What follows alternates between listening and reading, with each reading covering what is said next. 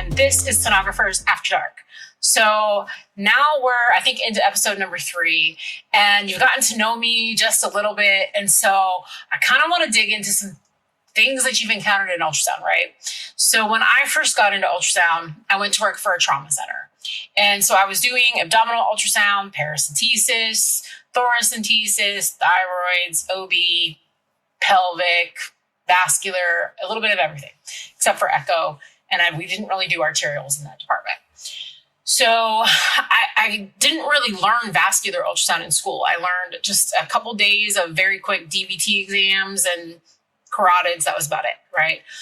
So, I've learned never say never in life and in ultrasound, because I was like, when I was in school, my attitude was, I'm never going to need to do vascular ultrasound. I don't need to learn that, right? And I quickly needed to learn vascular ultrasound. So, I've been, again, blessed with so many opportunities to learn things that I didn't learn in school. And so I look back on the times I probably could have expedited that myself, but I stuck my own foot in my mouth or completely got in my own way. So if you're a student, learn everything you can. I didn't express that attitude necessarily, but I always was like, I'm never going to do vascular ultrasound. I'm doing general. I want to do OBGYN. And that was just kind of my frame of mind. But, I think that looking back now, I know that had I just really jumped in, I would have just expedited my ability to do vascular ultrasound from the beginning. But thank God, God's hand is on my life. And so I learned vascular ultrasound at that trauma center and, picked that up pretty quickly. And so, I'm a couple months into my job, brand new, I'm young. This is like 25 years ago. So I was very young at the time, no kids, just kind of doing my thing and single, taking call as much as I can and, trying to make some money and all of that. And it was a great time in my life. I got my own apartment, moved out of my parents' house, and here I am being able to, adult. It was great, So I'm taking call all the time. I lived like 5 minutes from the hospital at the time. And so in Florida, I won't name which hospital just because I'm going to say something that might throw them under the bus. So we'll leave that alone. But I got so much experience. I'm taking all of this call. I literally was taking tons of call. And so it was great. They loved me because I was taking a lot of call. However, even though I had learned a lot of vascular ultrasound at that point, again, a few months into my job, maybe 6 months in, I'm taking call. I'll never forget. It was a Sunday afternoon. It was like 2:00 in the afternoon. And I got a call for an upper bilateral venous Doppler. And I was like, what? I don't know how to do those. And this was before the days of Google. So I couldn't just, look up on my phone and see a YouTube video even of how to do a venous Doppler ultrasound. Now, granted, I knew how to do a venous Doppler. I had been taught how to do a venous Doppler. I had seen one arm at that point because they just didn't get them very often in that center. And so, we got a lot of venous Dopplers for DVT in the lower extremities. So I knew how to evaluate venous flow. I knew how to evaluate a vein for DVT. I had no clue the anatomy of the upper extremity. Not really. So, I'm pulling out textbooks, looking for anatomy, texting my boss, didn't hear back from her.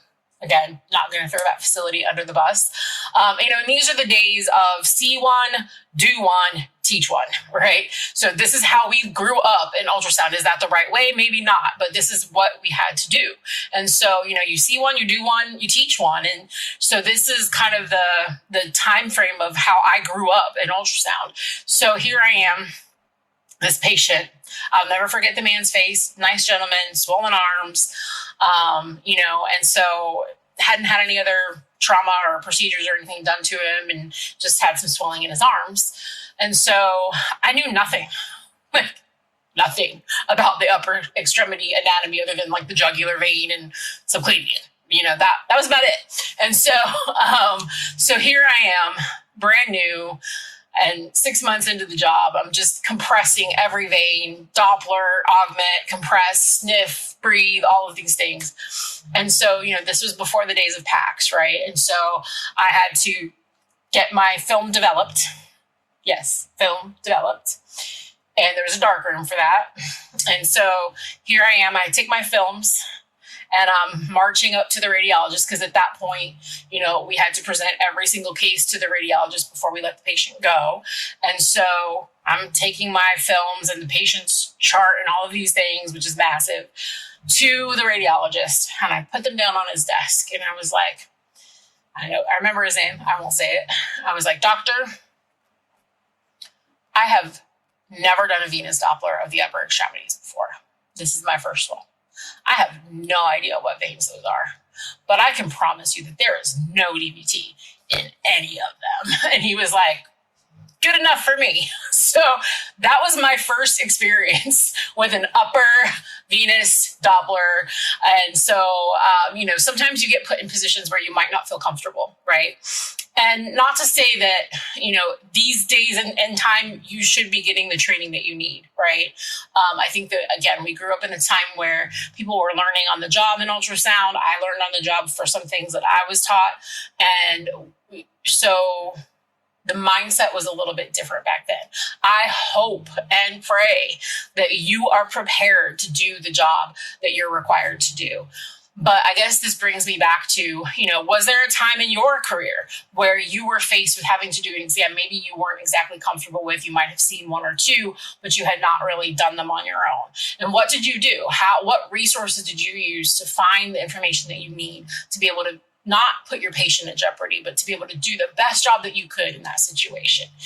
Sometimes we're faced with these things. Is it right? Nope.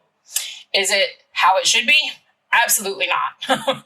We should be able to get the training that we need without having to look up a YouTube video or something that we need to be able to get the job done.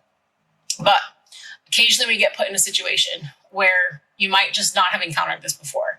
There are some centers that get certain exams that they don't do all the time.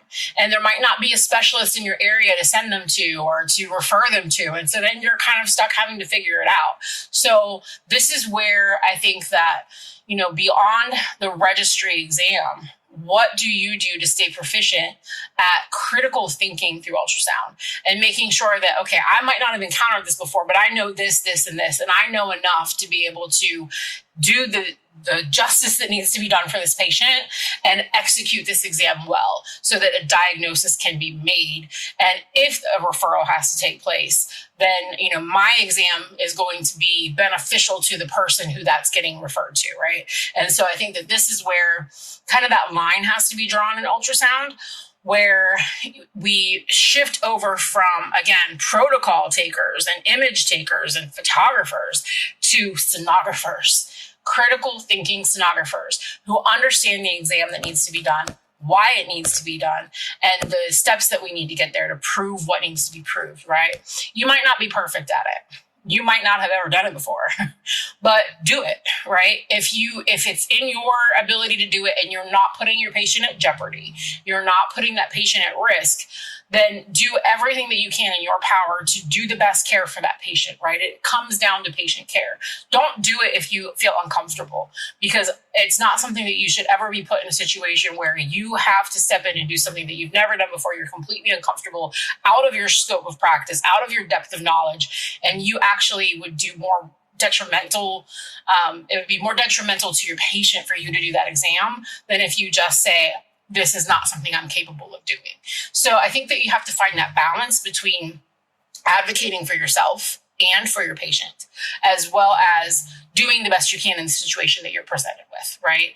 So it's a fine line to walk, because you never want to do something outside of your scope of practice or that you haven't been adequately trained to do. But at the same time, you don't want to have that patient have no other opportunity for care, right? In that situation, there wasn't any other center around that could take care of this patient. The closest center was over an hour and a half away, and this patient had no other opportunity for care at that point. It was an urgent, critical need. It needed to be done. Google wasn't available. YouTube wasn't available. The physician, I felt like I had the physician support. Had this physician question my images, had the physician question, he would have come in and also helped to back that up. And so I felt like in that moment, I had the scope that I needed to be able to answer the question for the patient. That being said, where's that line drawn? right?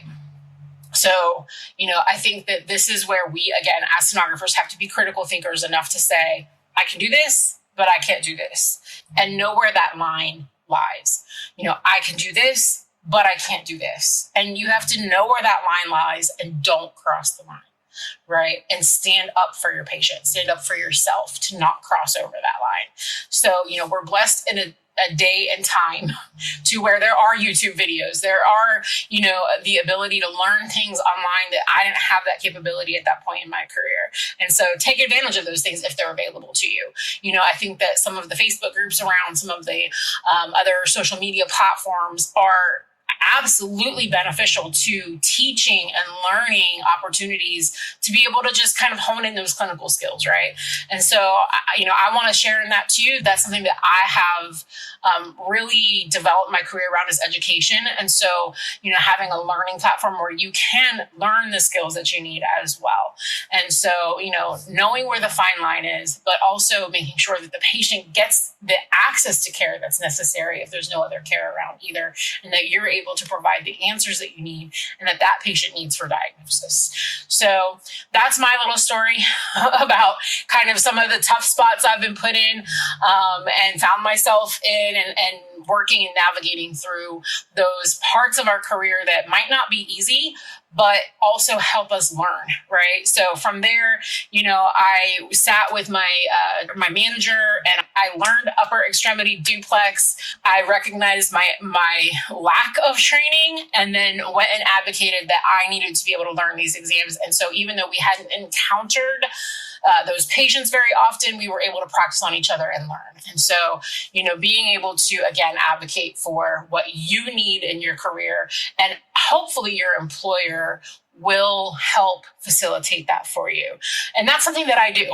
So, if your employer is like, hey, you need to be able to do venous Doppler upper extremities, and you don't know how to do them and you're not comfortable with it, that's okay. You shouldn't be if you haven't not had the training. But we actually provide that. So my business, All About Ultrasound, is an ultrasound education company. And so I actually provide that training to facilities where I will come in and teach people how to do these exams. I also provide some online learning modules as well. So this is something where, again, that hybrid type of learning where, maybe you don't know how to do it, but there's resources available for you. So just keep that in mind, and happy scanning. I'm Laura Williams. This has been another episode of Stenographers After Dark. Don't forget to hit like and share, and I'll see you next time.